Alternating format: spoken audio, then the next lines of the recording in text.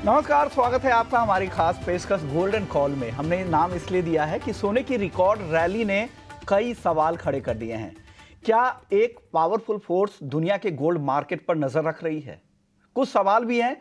क्या London Boolean market या फिर शिकागो मर्केंटाइल एक्सचेंज सीएमई पर सब कुछ नॉर्मल दिख रहा है? क्या 17 महीने से लगातार चीन के सेंट्रल बैंकों की खरीदारी का असर अप्रैल में ही क्यों दिखा? गोल्ड के इस प्राइस में वार का प्रीमियम कितना ज्यादा है? दुनिया के जो सटोरिये हैं वो तो बिटकॉइन स्कैम में भी लगे हुए हैं, लेकिन इधर इतनी तेजी इसके बाद भी क्यों आया है? दिसंबर से भी आप देखें तो गोल्ड ईटीएफ में फंड्स लगातार कम हो रहे हैं। इससे सवाल अब ये खड़ा होता है कि क्या कोई तीसरी तैयारी चल रही है? क्योंकि फरवरी के बाद से सोना जो चलना शुरू हुआ है, उसके बाद इस तरह के सवाल उठने लाजमी हैं, क्योंकि इस तरह की नॉर्मल तेजी नहीं होती है। इसके पीछे कोई वेस्टर्न इंस्टीट्यूशंस के भी हाथ नहीं है या कोई डीप पॉकेट्स है जो इसे चला रहा है, कोई बड़ा प्लेयर है जो इसे चलाया जा रहा है। कौन है इसका पता हमें तो नहीं, यही आज पता करने की कोशिश करेंगे, क्योंकि जिस तरह की तेजी आई है, अमूमन इस तरह की तेजी नहीं दिखती है गोल्ड में। मजबूत डॉलर हो, 10 साल के अमेरिकी ट्रेजरी यील्ड की बात करें जहां पे 70 पॉइंट जंप हो चुके हैं, फेडरल रिजर्व के अधिकारियों के लगातार सख्त बयान आ रहे हैं, उसके बाद भी सोना नए रिकॉर्ड पर है। इतना तो है कि जो को भी है वो कॉस्ट को लेकर सेंसिटिव नहीं है, और सेंट्रल बैंक आमतौर पर इस तरह के बिहेव नहीं करते हैं, तो ये तेजी बिल्कुल अलग दिख रही है। इसलिए हमने इसका नाम दिया है गोल्डन कॉल, और बुलियन और एनर्जी मार्केट को लेकर इस पर हम राय जानेंगे। हमारे साथ 3 खास मेहमान हैं। मनोज झा हैं, एमडी हैं कामाख्या ज्वेल्स से, रेनिशा चेनानी है ऑगमोंट गोल्ड से, मानव मोदी है मोतीलाल ओसवाल से। मनोज जी, गोल्ड की इस चाल को एमसीएक्स पे भले ही फिर से इस हफ्ते नया रिकॉर्ड नहीं दिखा हो, लेकिन कॉमिक्स पर फिर से नया रिकॉर्ड बन गया। क्या लग रहा है, इस तरह की तेजी को आप कैसे रीड करते हैं?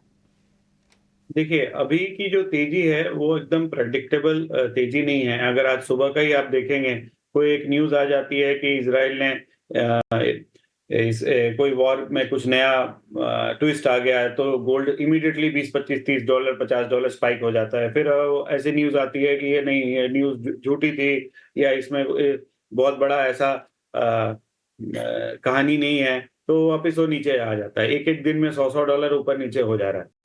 तो अभी कोई भी तरह का फंडामेंटल कहीं भी गोल्ड के प्राइस को कहीं भी जिस नहीं काम आ रहा है कि इस फंडामेंटल की वजह से गोल्ड का रेट ऊपर जा रहा है या नीचे जा रहा है। अभी 100% स्पेकुलेशन है, और जो सबसे बड़ा ट्रिगर पॉइंट है वो जियोपॉलिटिकल टेंशन है। क्योंकि जो अभी तक आप देखते आए हैं, जब भी गोल्ड रेट का ऊपर नीचे जो भी हुआ है वो यूएस फेड रेट के डिसीजंस के हिसाब से चल रहा था, लेकिन आज उसको भी नजरअंदाज किया जा रहा है। तो 100% स्पेकुलेशन है, और मुझे ऐसा लगता है कि अभी हर किसी को दूर रहना चाहिए गोल्ड से, क्योंकि गोल्ड कौन से डायरेक्शन में अभी कहाँ जाएगा किसी को पता नहीं। लेकिन ये बात ज़रूर है कि जिस दिन ये जियोपॉलिटिकल टेंशन कहीं न कहीं आपको नरम होता हुआ नज़र आएगा, या उसकी सच्चाई कम होती हुई नज़र आएगी कि अब आगे इसमें कोई ख़ास दम नहीं है, तो गोल्ड में काफ़ी अच्छा खासा आपको प्रॉफिट बुकिंग होता हुआ नज़र आएगा। फिर बुकिंग यहाँ पर दिख सकता है। और मनोज जी, एक और सवाल, जिस तरह के तनाव है, जिस तरह के बयानबाजी चल रहे हैं, एक तरफ से हमले की पहले पुष्टि की जाती है, दूसरी तरफ से खंडन भी किया जाता है, तो एक वॉर प्रीमियम है इस पूरे भाव में। आपको क्या लग रहा है, कितना वॉर प्रीमियम होगा इसमें शामिल, इस प्राइस पे, मौजूदा प्राइस में? देखिए, आप प्रीमियम जो भी पकड़िए, मैं आपके चैनल पे पहले भी बोल चुका हूँ कि गोल्ड का राइट प्राइस जो है वो 2000 से $2200 के बीच का है। तो इसके ऊपर जो भी है वो एक जियोपॉलिटिकल प्रीमियम ही है, और उस प्रीमियम अगर उस हिसाब से गिने तो यहाँ से 200, $250, $300 आसानी से ये प्रीमियम आप गिन सकते हैं। और जिस दिन ये वॉर का सिचुएशन खत्म होगा और इस तरह की स्पेकुलेशन कम होगी, आपको डेफिनिटली गोल्ड यहाँ से आराम से $200, $250 नीचे नज़र आएगा। आप देखते हैं कि ऐसा 2007 में भी एक बार इस तरह की लेकिन मैं ये भी बताना चाहूँगा कि कॉन्शियस रहना चाहिए कि 2007 और 2012 में जो 5 साल का गैप था, उस समय भी गोल्ड में एक तरफ़ा तेज़ी आई थी। तो फिर बाद में वो गोल्ड के भाव नीचे नहीं आ पाया था। तो आप कोई भी ऐसा ना करें कि भाई गोल्ड को मंदी में भी जाएँ, शॉर्ट सेलिंग भी ना करें, जब तक कि ये प्राइस स्टेबल नहीं होता है। क्योंकि स्टेबिलिटी नहीं तब तक आप इससे जितना दूर रहने, तो काफ़ी आपको इसमें नुकसान हो सकता है। जहाँ तक गोल्ड बाइंग है, आप देखते होंगे कि जैसे आज यूके का भी नाम आ रहा है कि यूके गोल्ड बाइंग कर रहा है। इससे पहले चाइना का तो आप लोग सब जानते हैं कि रिटेल और गवर्नमेंट की बाइंग दोनों तरफ से आ रही है। लेकिन इंडिया में आज लास्ट मंथ का आप देखेंगे तो इंपोर्ट काफ़ी कम हो गया है, 45% से कम हो गया। लास्ट ईयर मार्च में 55 टन था इंपोर्ट, इस बार 30 टन हो गया। तो इतने सारे फ्लक्चुएशंस, कहीं बाइंग हो रही है, कहीं पे इंपोर्ट कम हो रहा है, कहीं तेजी है, कभी मंदी है। तो ये बहुत बड़ा फ्लक्चुएशन का माहौल है। तो और इस फ्लक्चुएशन के माहौल पे, इस टेंशन के माहौल पे गोल्ड, डॉलर और ऑयल, ये तीनों में काफ़ी उतार-चढ़ाव रहता है। तो मुझे लगता है कि ये प्रीमियम का टाइम है, आप गोल्ड से दूर रहें। गोल्ड एक बार स्टेबल होने दें, उसके बाद ही गोल्ड में घुसें। स्टेबिलिटी आने दे, उसके बाद स्थिरता बाजार में आने दे, उसके बाद ही आप एंट्री करें। ऐसे बाजार से दूर रहे तो ज़्यादा बेहतर है, क्योंकि कई बातों का प्रीमियम यहाँ पर शामिल है। वो प्रीमियम जिस दिन जाएगा उस दिन आपको अचानक से झटका लग सकता है। इसलिए हम लगातार सतर्क करने की कोशिश कर रहे हैं। हम ये नहीं डराने की कोशिश नहीं कर रहे, आपको बता रहे हैं कि क्या अनयूजुअल जो चीज़ें नहीं होती है, वो चीज़ें अगर दिख रही है तो ये बताने की कोशिश कर रहे हैं। आपके इनसाइट्स क्या कहते हैं रेनिशा जी? आप इस तेजी पर क्या कहेंगे और आगे क्या सलाह दे रही हैं आप? जी विश्व मंत्री, मैं एग्री करती हूँ। ये प्राइस जो प्रीमियम है, $100-400 जो है, ये सिर्फ जियोपॉलिटिकल टेंशन और वॉर प्रीमियम की वजह से ही प्राइसेस बढ़ी है। फर्स्ट मार्च के आसपास हमने देखा था कि ये रैली स्टार्ट हुई है, ऑलमोस्ट 1.5 महीना हो चुका है। ये रैली कंटिन्यू है विदाउट एनी करेक्शन। तो ये अगर एक्चुअली में बुल मार्केट है, एक हेल्दी करेक्शन आना बहुत जरूरी है। मुझे भी लगता है थोड़ा यहाँ से स्टे अवे रहना चाहिए। जो शॉर्ट टर्म इन्वेस्टर्स हैं, जो शॉर्ट टर्म ट्रेडर्स हैं, उन्हें इस मार्केट से थोड़ा दूर रहना चाहिए, क्योंकि अभी एक्सपेक्टेड है कि प्राइसेस यहाँ से $50-100 एक दिन में अपसाइड भी दिखा सकती है, डाउनसाइड भी दिखा सकती है। This is actually only because of war जो ईरान और इजराइल में चल रहा है। जिस दिन हम देखेंगे कि इजराइल अगर रिटेलिएट करेंगे तो जरूर एक और बड़ी रैली आ सकती है, शायद हम प्रीवियस हाई को क्रॉस कर ले। और अगर सपोज ये रिटेलिएशन नहीं होता, ये थोड़े दिनों तक ऐसे ही सिर्फ डिस्कशंस चलते हैं, तो मुझे लगता है शायद हम $50 का एक गिरावट भी देख सकते हैं। तो बहुत ही रिस्की हो चुका है अभी यहाँ पे शॉर्ट टर्म ट्रेडर्स को ट्रेड करना। यस, लॉन्ग टर्म ट्रेडर्स हैं तो वो वेट करें। लमसम बाइंग किसी को मैं एडवाइस नहीं करूंगी यहाँ पे करना। मैं एडवाइस ये करूंगी कि आप एसआईपी के थ्रू आप गोल्ड में इन्वेस्ट करें। लॉन्ग टर्म अगर आपका रुझान है 3 साल 5 साल का, तो ये एसआईपी अभी भी स्टार्ट कर सकते हैं। हर महीने आप थोड़ा थोड़ा थोड़ा इन्वेस्ट करते रहिए तो आपका एवरेज प्राइसिंग है वो नीचे आएगा। बाकी लमसम बाइंग इस लेवल्स पर या लमसम सेलिंग मैं बिल्कुल एडवाइस नहीं करूंगी। एक मुश्त यहाँ पर खरीदारी से बचने की सलाह रेनिशा जी की तरफ से भी आ रही है, और मनोज जी को भी लग रहा है कि अभी इससे दूर रहें। आप नीचे आपको मौका मिलेगा, वेट करें, धैर्य रखें, जरूर आपको मौका मिलेगा। मानव मोदी, आपसे अब मेरा सवाल होगा, 4 साल तक अटेम्प्ट हुआ 2000 के आसपास, उसके ऊपर जाके रिकॉर्ड बनाने के बाद अब डिसाइसिवली इस तरह की तेजी, सीधा $400 ऊपर आ गया कॉमिक्स पर गोल्ड। क्या लग रहा है, आप इसे कैसे सेंस कर रहे हैं? किस तरह से की तेजी आप देखते हैं इसको? मेरे ख्याल से विश्वनाथ जी, मार्केट में 2 फैक्टर हाल फिलहाल में बहुत ही ज़्यादा देखने में आ रहे हैं। एक तो है फेड की तरफ से जो रेट कट का एक्सपेक्टेशन है, कंटिन्यूअस बेसिस पे फेड ऑफिशियल जो कह रहे हैं और मार्केट जो एक्सपेक्ट कर रहे हैं, उन दोनों में बहुत ही ज़्यादा अंतर है। आप अगर देखेंगे पिछले 1-2 हफ्ते पहले जून में रेट कट की एक्सपेक्टेशन बहुत ज़्यादा थी और आज का सिनेरियो पूरा ही चेंज है। जून में पॉज़ की एक्सपेक्टेशन है ऑलमोस्ट 100% है। रेट कट का जो एक्सपेक्टेशन है धीरे-धीरे ये साल में कम होता जा रहा है। हम 4 से 3 से आज 2 या 1 ही रेट कट एक्सपेक्ट कर रहे हैं। दूसरा जो फैक्टर है वो जियोपॉलिटिकल टेंशन है। मेरे ख्याल से 2022 से रशिया यूक्रेन वॉर से ये फैक्टर धीरे-धीरे risk premium underlying strength gold की बढ़ाते जा रहा है। तो मेरे ख्याल से ये कहना गलत होगा कि गोल्ड में बहुत ज़्यादा मंदी आएगी या बहुत ज़्यादा सेल ऑफ आएगा। एक रेंज शिफ्ट डेफिनिटली हो गई है। प्रीमियम बहुत ज़्यादा ऐड इन हो गया है, लेकिन अंडरलाइंग स्ट्रेंथ अभी भी है। रेट कट के एक्सपेक्टेशंस बहुत ज़्यादा कम हो गए, तो जियोपॉलिटिकल एक ही अभी फैक्टर है जो सपोर्ट कर रहा है।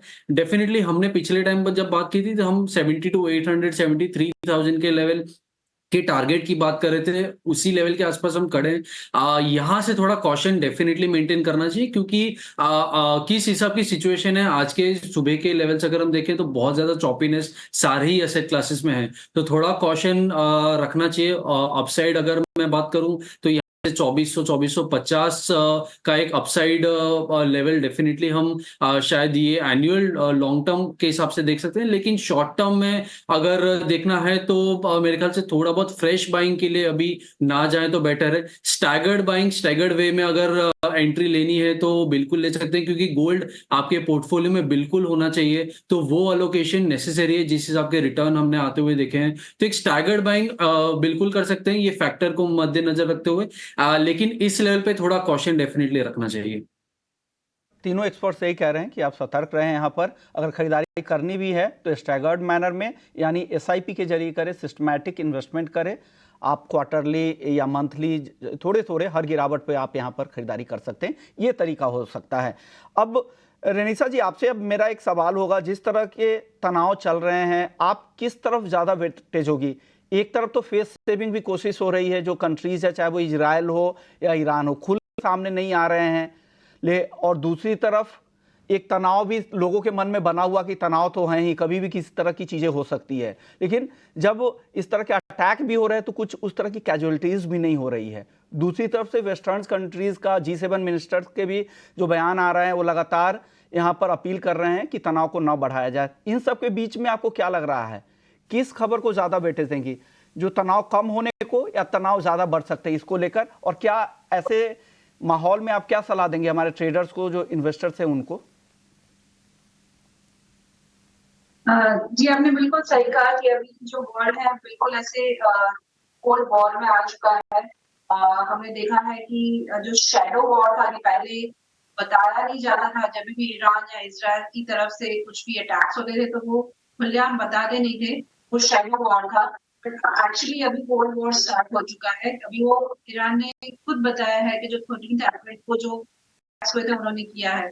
तो एक साइड इजराइल है जिसको यूएस और यूके सपोर्ट कर रहा है, और दूसरी तरफ ईरान है जिसे हम देख रहे हैं कि रशिया और चाइना सपोर्ट कर रहा है।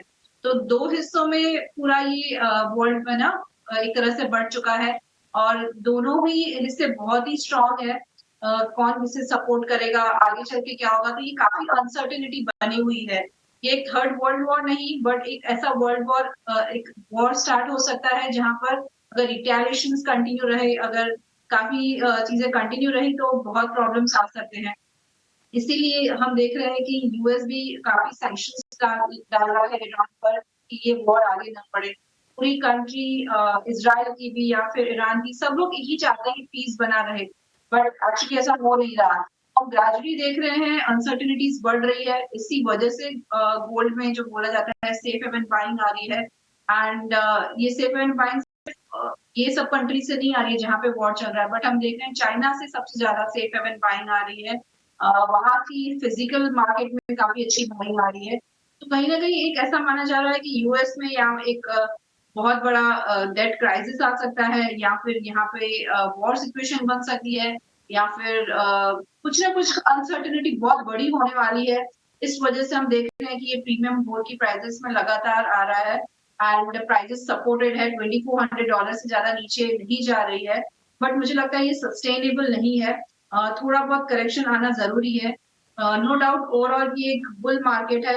$2200 के नीचे मुझे नहीं लगता है कि गोल्ड की प्राइसेस अगर करेक्शन आता है तो भी सस्टेन करेंगी। तो ये करेक्शन आता भी है तो $2200 के आसपास रुक जाएगा, एंड फिर से हम एक बुलिश फेज देखेंगे, क्योंकि अनसर्टेनिटीज बनी हुई है इस साल, इलेक्शंस है, इस वजह से भी। अगर हम इंडियन टर्म्स में बात करें तो मुझे लगता है 69,000 टू 70,000 के लेवल से वहां तक प्राइसेस में करेक्शन आ सकता है, फिर से एक रिवर्सल देखा जाएगा। तो ये साल काफी अनसर्टेनिटी वाला है, तो गोल्ड में बुलिशनेस कंटिन्यू रहेगी, बट अभी थोड़ा प्रीमियम बढ़ चुका है, ओवरबॉट जोन में है, इसलिए मैं शॉर्ट टर्म में थोड़ा करेक्शन देख रही हूँ 5 to 6% का। बट ओवरऑल जो मुझे लग रहा है कि ये स्टैंस पॉजिटिव ही रहेगा।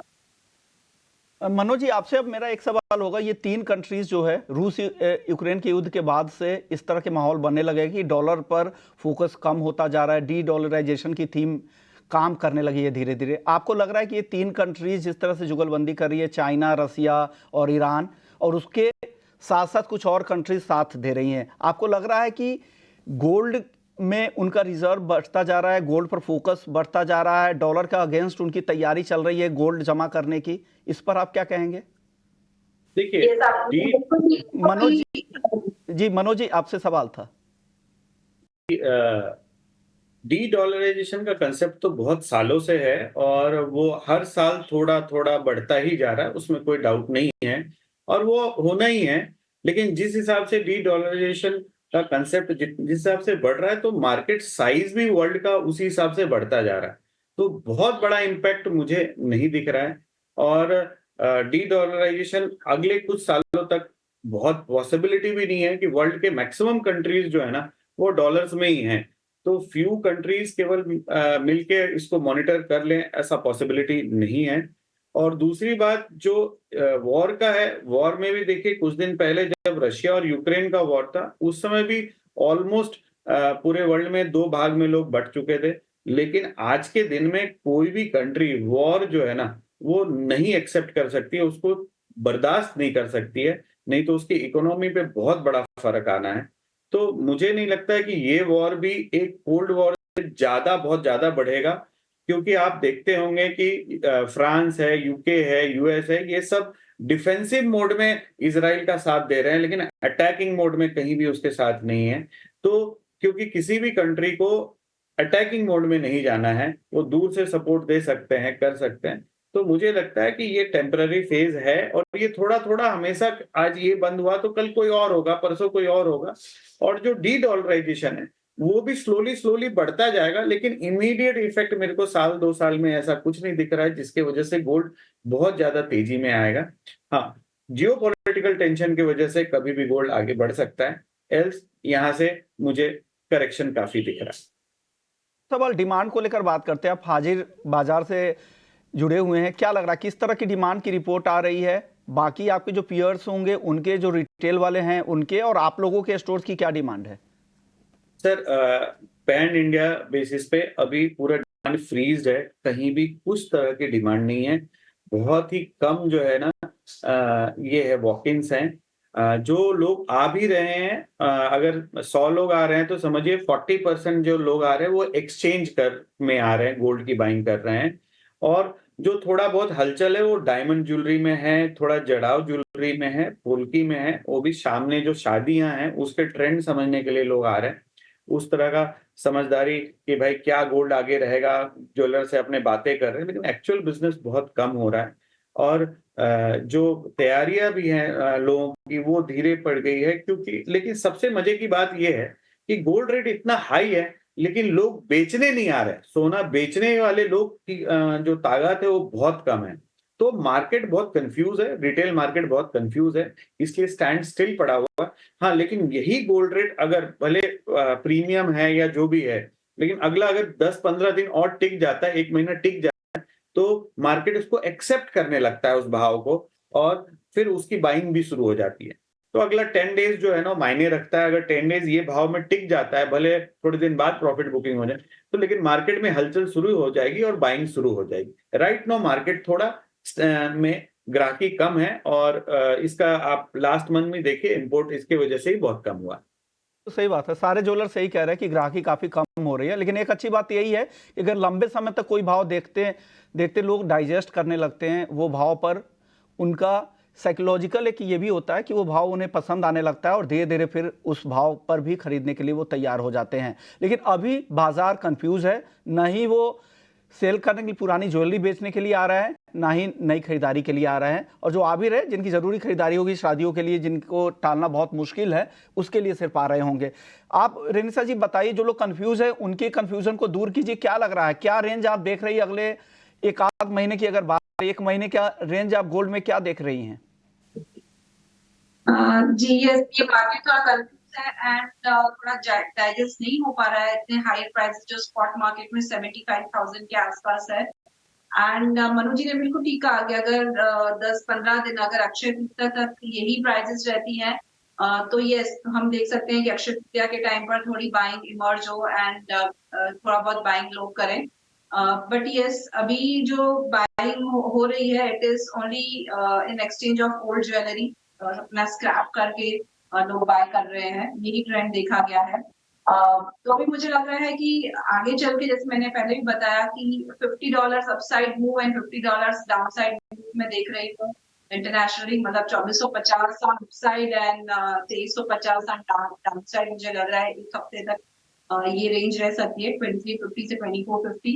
अगर M6 की बात करें तो मुझे लगता है समथिंग अराउंड 72,000 के आसपास नीचे में सपोर्ट है एंड अपसाइड में 74,000 का सपोर्ट है। तो ये 2,000 रुपए की मुझे लग रही है रेंज रहेगी, अनलेस कुछ बड़ा इमर्ज नहीं होता। मैं 72,000 से 74,000 तक की रेंज देख रही हूँ।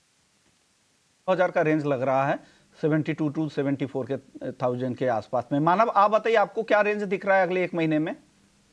जी बिल्कुल, बहुत नियर टर्म की अगर बात करें, जैसे हमने बोला, थोड़ा बहुत कॉशन यहाँ से प्रॉफिट बुकिंग भी आना बनता है। टेक्निकली भी आज सुबह की मूव को अगर पूरा ही डाइजेस्ट कर लिया जाए, geopolitical factor plus rate cut delay की अगर बात करें, तो नीचे में एक रेंज 71,500 का बनता है कि इमीडिएट सपोर्ट वहां पे एक है। और ऊपर की तरफ 73,500 73,800 का एक जोन है, जहाँ पे एक रेजिस्टेंस बनता है। तो ये एक रेंज में देखता हूँ कि नियर टर्म में गोल्ड यहाँ पे आना चाहिए। बात कर लेते हैं सिल्वर इंस्टीट्यूट की जो रिपोर्ट अब आई है, जो ताज़ा रिपोर्ट है इस हफ्ते की। उसमें कहा जा रहा है कि 20 साल में दूसरी सबसे बड़ी ग्लोबल डेफिसिट की स्थिति है। तो और डिमांड भी 2% ज़्यादा पिछले साल से इस साल रहने वाला है। तो डिमांड लगातार बढ़ता जा रहा है और डेफिसिट 20 साल की दूसरी सबसे बड़ी डेफिसिट है। और डिमांड जो सबसे ज़्यादा आ रही इंडस्ट्रियल डिमांड है, वहाँ पर रिकॉर्ड इंडस्ट्रियल डिमांड, खास करके यहाँ पर इंडस्ट्रियल में सोलर सेक्टर से ज्वेलरी फैब्रिकेशन और सिल्वर वेयर की मांग काफ़ी बढ़ने की उम्मीद है। तो ये 3 सेगमेंट है, एक इंडस्ट्रियल, दूसरा ज्वेलरी फैब्रिकेशन और तीसरा सिल्वर वेयर, जहां पर डिमांड अच्छी रहने की संभावना है। सिल्वर इंस्टीट्यूट की इस रिपोर्ट को देखकर आप क्या कहेंगे, सिल्वर की चाल कैसी रह सकती है मनोज जी? जो सिल्वर है ना, पहले जब सिल्वर में इतनी उछाल और ये सब आती थी तो वो प्योर स्पेकुलेशन होता था। लेकिन लास्ट 3-4 सालों से अगर आप देखेंगे, खासकर लास्ट के 2 साल से सिल्वर में एक्चुअल डिमांड बढ़ती जा रही है। इंडस्ट्रियल डिमांड है, रिटेल डिमांड है, मतलब इनफैक्ट गोल्ड का एक मार्केट शेयर भी धीरे धीरे गोल्ड सिल्वर खाता जा रहा है। ओवरऑल जितना प्रोडक्शन होता है उससे ज्यादा सिल्वर की डिमांड रहती है। तो मुझे ऐसा लगता है कि सिल्वर हमेशा आउट परफॉर्म करेगा गोल्ड के सामने। और जिस दिन भी प्रॉपर ये स्टेबलाइज हो जाएगा गोल्ड और सिल्वर का रेट, उस समय आपको गोल्ड में ज्यादा फिर धीरे धीरे तेजी दिखेगी।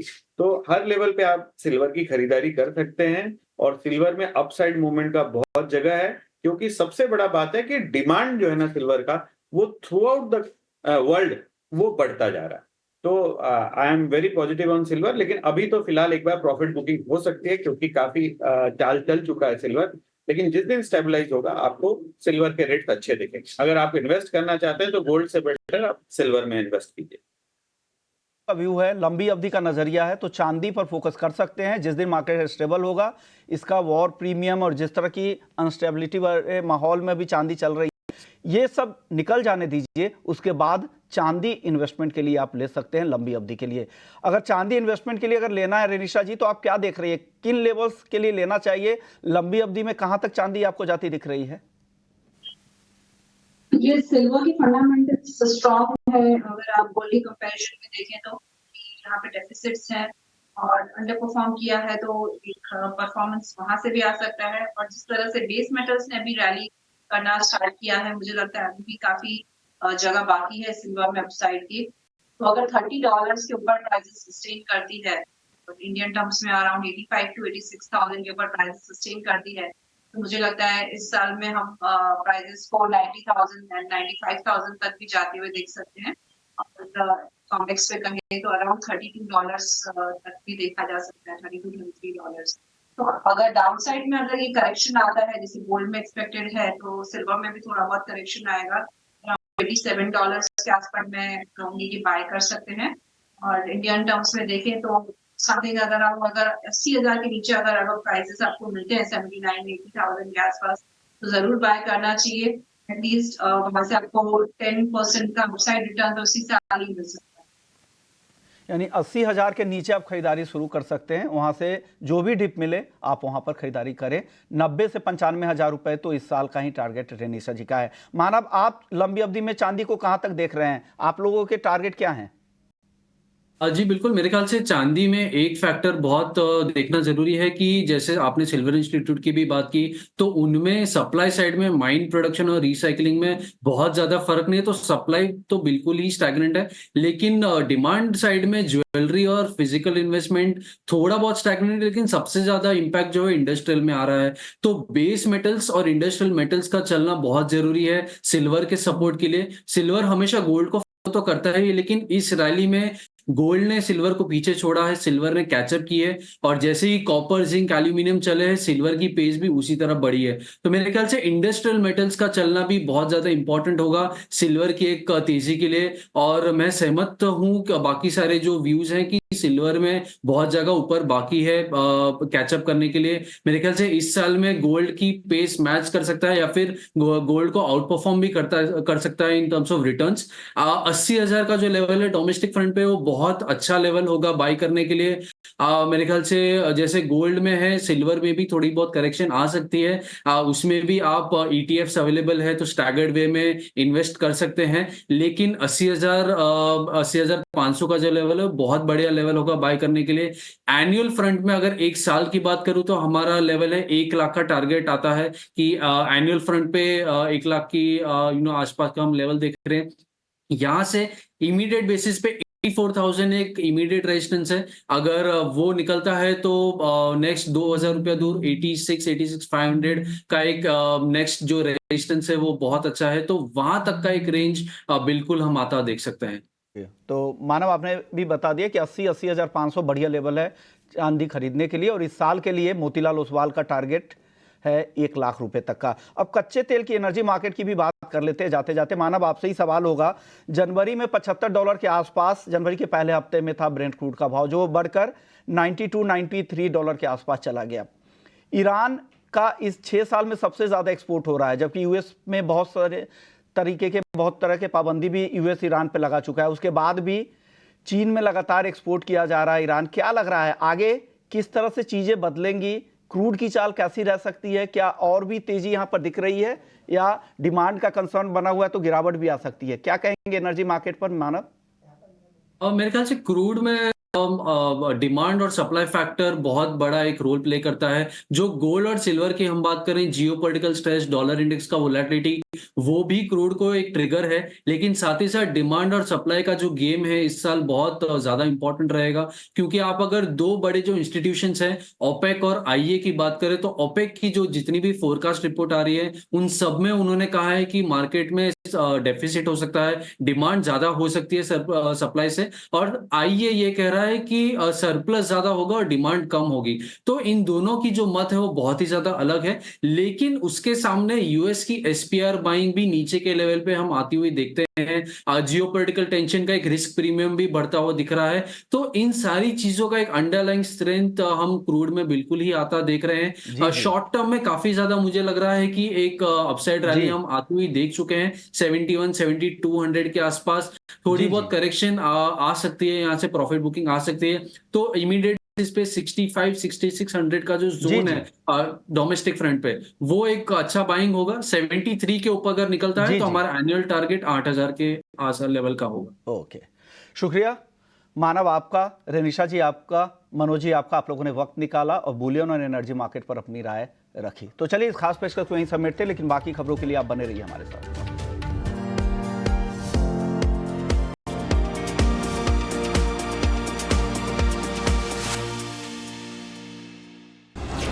In association with State Bank of India, the banker to every Indian.